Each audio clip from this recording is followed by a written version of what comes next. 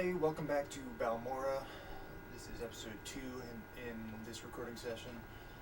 Last episode, we realized that while I am plenty powerful enough to be taking on your common variety enemies, the followers of Dagother and Daedric Lords and such are still a little bit out of my range.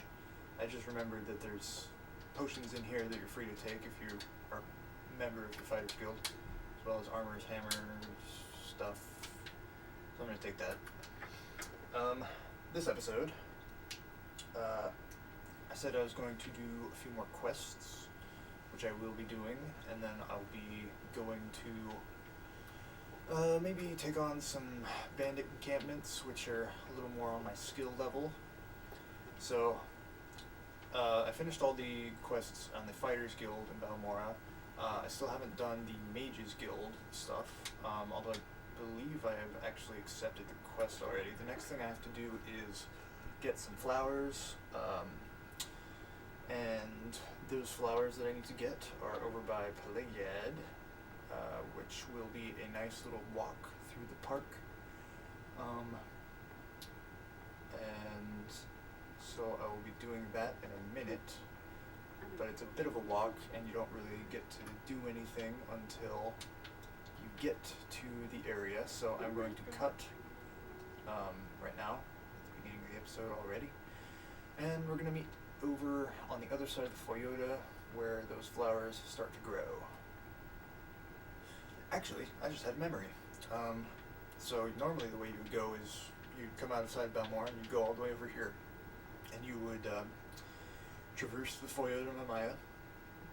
But I just remembered there's actually a different way to do this, a different route you can take. If you come over here, back by where the egg mine is, where you took out the poachers, there's actually a bridge over here which crosses the river to a point closer to where you actually want to be.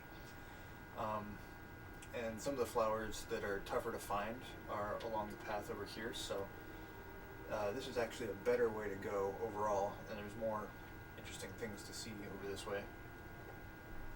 Last episode I was talking about how beautiful this game is, I think.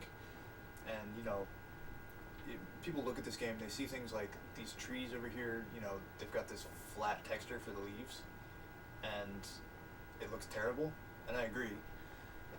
But I guess I'm more of like a big picture sort of person, and to me, I just kind of ignore the bad stuff, and the rest of it's amazing. Like this bridge right here, this thing is like such a low texture, right? And so it's bad, right? It's bad graphics, but think about the design of this bridge. It's so cool. It's this rickety ass wooden bridge. It's got like little posts and things. You can kind of just tell that this bridge was put up probably by these miners over here so that you could cross the river more easily, but it wasn't put up very well. The people making it weren't very skilled. You've got this tattered old thing here, so it's probably an old bridge. I mean, just the storytelling just in the visuals of this game is amazing. I mean, when people say, oh, I can't even play this game because it's got such bad graphics and I'm missing most of the time, what the fuck? It's like, yeah, you just didn't give this game a chance, really. I mean, it's a good game. You just have to, give it a chance. Look for the good in the game instead of looking for the bad, and then you'll find that it's actually, a really, really good, really well-built game with, great storytelling and great everything. Anyway, about after that little rant, let me look in my journal to look for which flowers I'm supposed to be getting. Okay, so I need gold cannet, stoneflower petals, willow anther, and heather.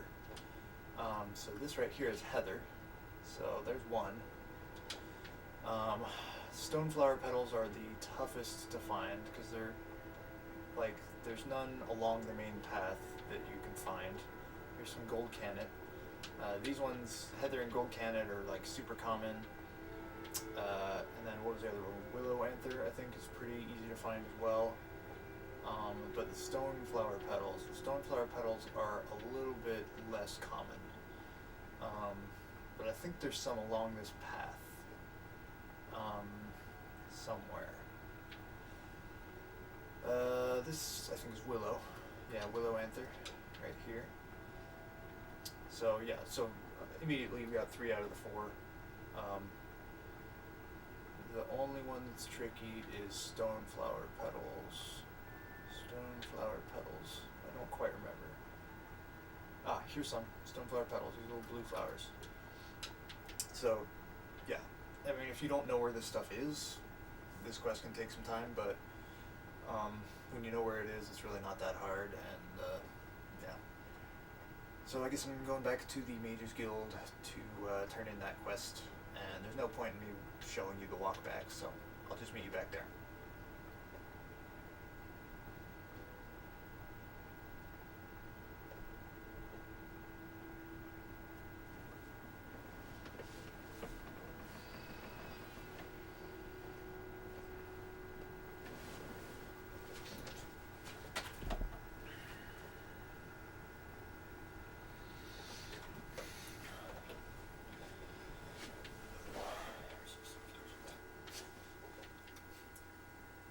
Oops, looks like I missed a few stoneflowers right here, like right by this bridge, so I could have had all that like immediately, but I went around the roundabout way, so I missed them, but whatever, doesn't matter.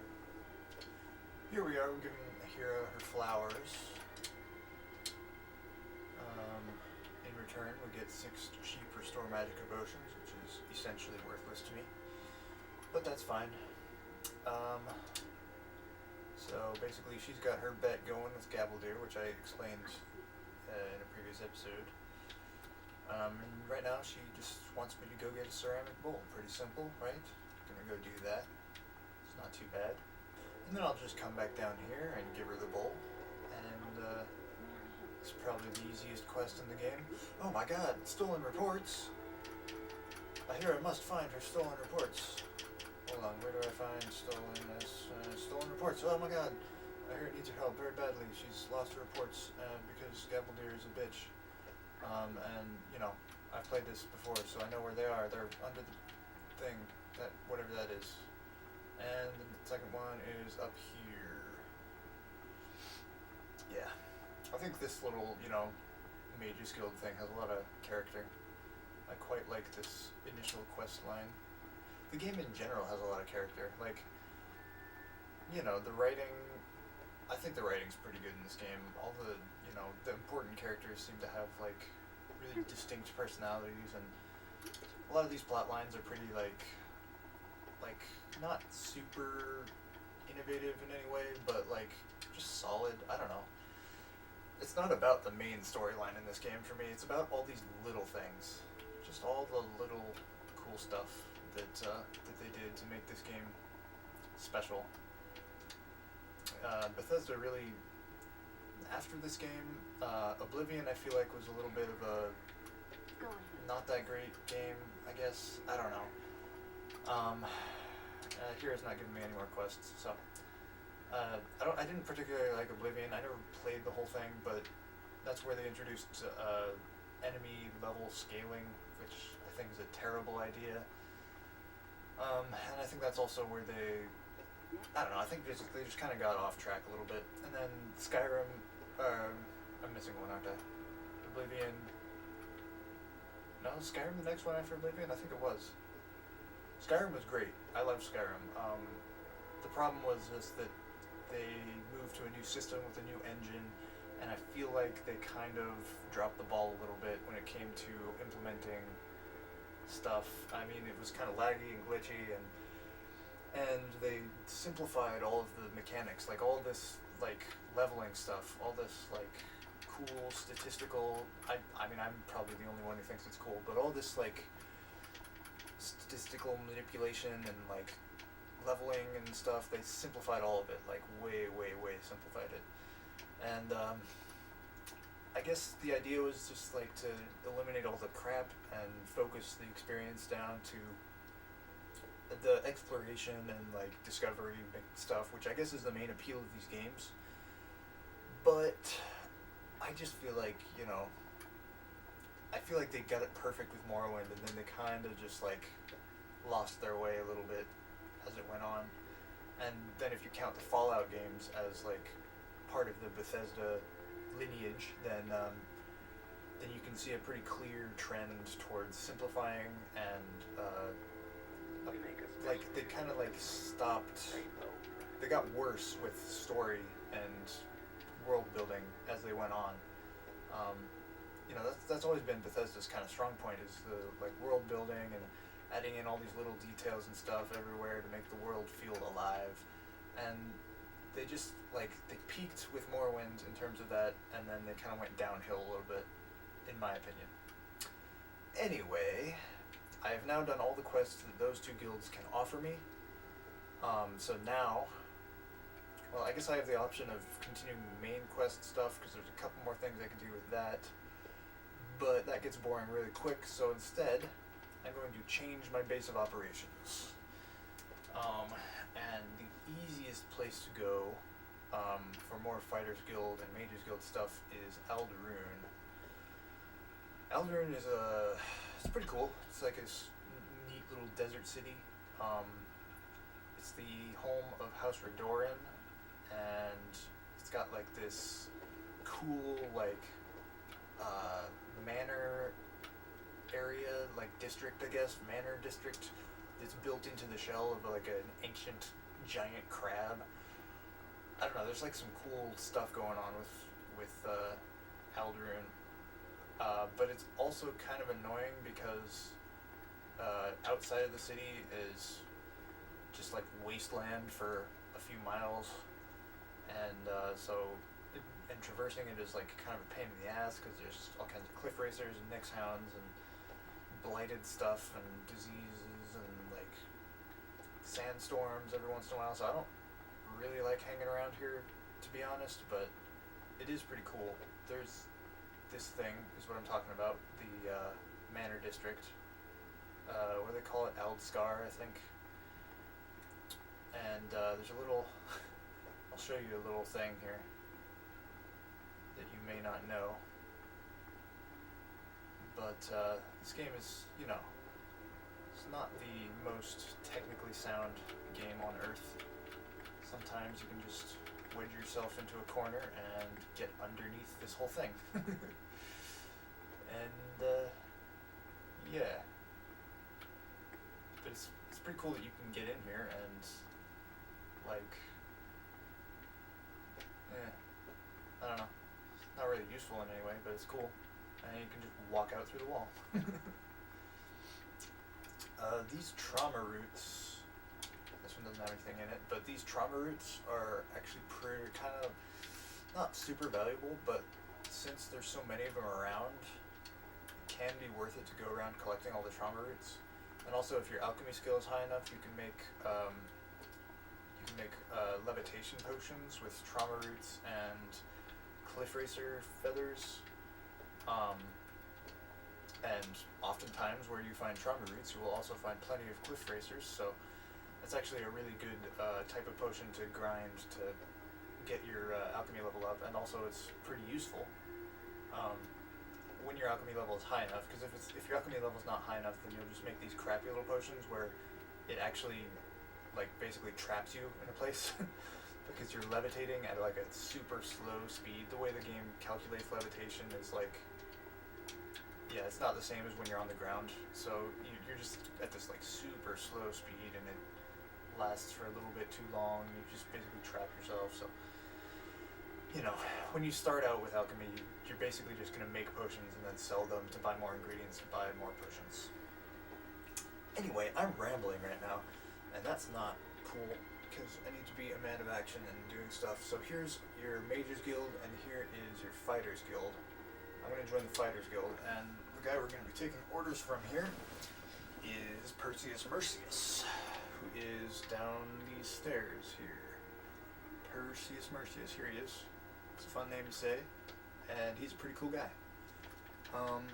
He is sort of the guy who is not corrupt. He's sort of anti-corruption in the Fighters Guild, so he's one of the coolest people.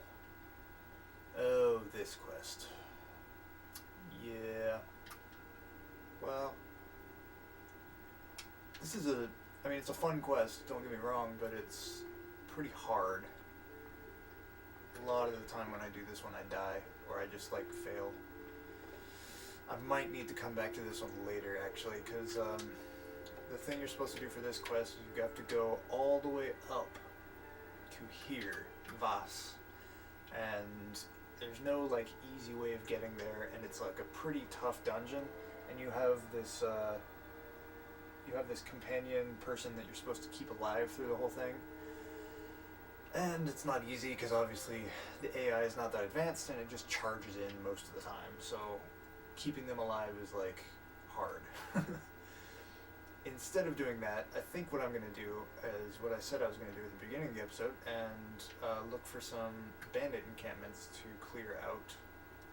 Actually, I don't know how long I've been doing this for, so I might need to end the episode pretty soon, but I'm going to cut, go to a bandit encampment, try and clear that out pretty quick, and then end the episode. So, see you there.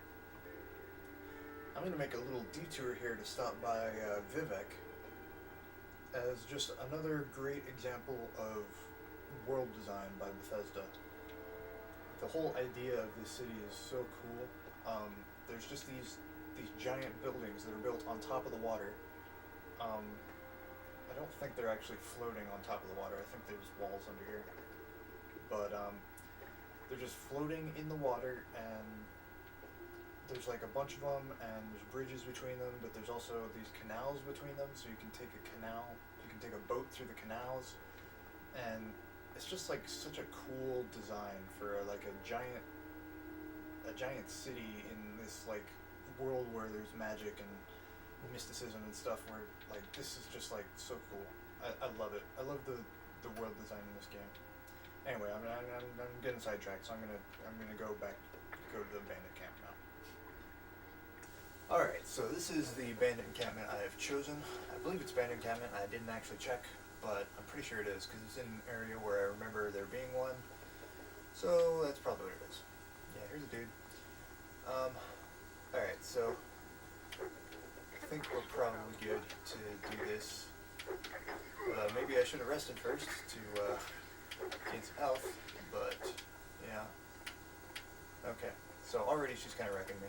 I had some standard, yeah. Standard restore health. Oh, that's not going to be enough. Alright. So use one exclusive. Oh, that's not what that is. That's exclusive spell absorption. I wanted exclusive restore health. Well, I guess if there's any mages in the area, I can absorb their spells, but like, I don't think there is, so. Oh, this person's got a lot of health, so. Oh god. I've been. Okay, you know what? I definitely should have rested before I came in here. Oh shit. Oh god, that was close. Okay. I just about died right there. My fatigue was down, my health was down. Okay. We're good, we're still good. We're fine.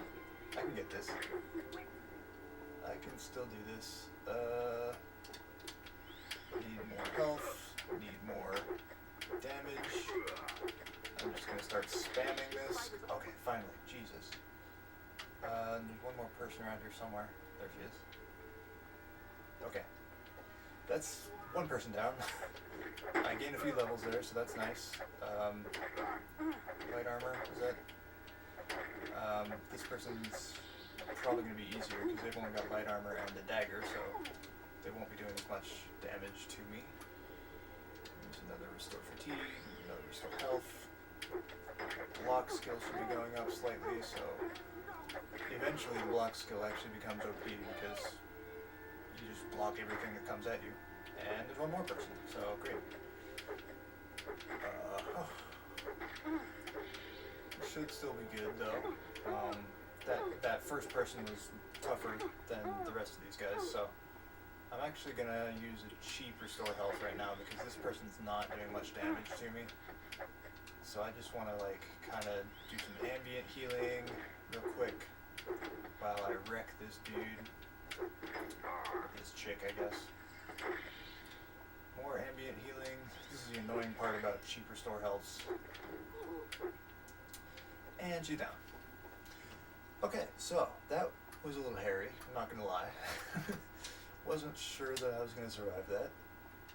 but I did, and we got 3 bandits down. We gained a lot of levels. There's probably some loot in here that's worth something. Soul gems, exclusive potions. Flynn is good, it's worth 100. Moon sugar's good. Scrolls are good, they're pretty valuable. Yeah. Alright, so this is a pretty good little haul we got going here. Looks like this is one of the higher level bandit camps. The one we were in before was sort of just like basic beginner camp. This one's got the good stuff though. So, my health is low. I'm running low on potions. I'm tempted to keep going though, still. If I can just kind of get my health up a little bit and go a little bit deeper, I think I'm going to save and then do that. And this is going to take a little bit to do, so I will cut real quick. Alright, I've got 2 standard restore health potions left, and I've got 7 cheap restore health potions. I've got some restore fatigue, some other miscellaneous bullshit. I don't... Some of these, like, spirits, like Sheen and stuff, some of them will give you strength, but, like, drain intelligence or something like that. That would be kind of nice. There's a trap chest, I'm not even going to bother opening that. But, I don't remember what they do, and you can't tell what they do until your alchemy is high enough, and then you get to see stuff. But yeah, anyway, this person shouldn't be too hard because he's just got a dagger and some leather armor. But yeah, the other person was more difficult because they had like proper armor on and like an actual weapon, and it seemed like some sort of enchantment going on. So I can't push too deep into this cave right now because I only have 2 restore health potions. This person might give me some trouble. They look kind of... I'm going to kite them back this way because I don't know what's around that corner. I should rest and meditate a little bit. Awesome. So I've gained a level. As soon as I get out of here, I'm going to do that. You can see every once in a while I'll go into this stagger animation where I kind of like step back a little bit. The way that works is it's dependent on your opponent's strength, and it's dependent on your something. I don't know, I think it might be endurance. It's probably agility, actually. Yeah, I think probably your agility and your opponent's strength is what goes into that, and also the type of weapon they're using. But yeah, once you're in that stun animation, I think if you attack during that stun animation, you have a much lower chance to hit.